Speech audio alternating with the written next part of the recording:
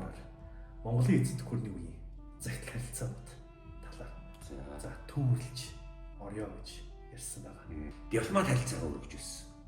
Хамгийн түрүүнд байлдыгаа байлдаагүй. Эхлээд найрамдал харилцаатай байя гэж. Худалдаа харилцаа Худалдаа харилцаа хийя. Хорезмын шахт инх тайвны найрамдал захидлыг бол эхлээд илгээсэн. Тэрнээс ш чиний хэрхийг яахыг тэнгэр мэднэ ч гэдэг юм тийм юм явуулаагүй. Гэтэл Сартуулын шах энэ захидлыг үл тогссон. Энэ зүүн талд бас нэг Монгол гэдэг нэг шинээр ус үүссэн. Танихчгүй юм байна. Сургал дуулж лээсэн.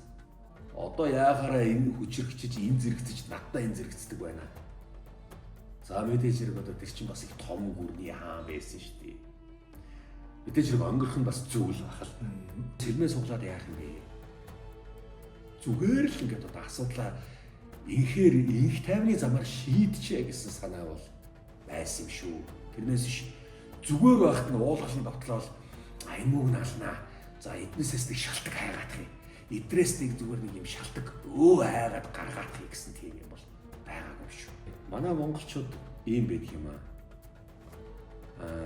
Төвд хэл дээр тэгээд перс хэл дээр, латин хэл дээр, мөн араб хэл дээр олон улсад захидлыг болж ирсэн. Хожгүй байхыг бол үүсэхгүй.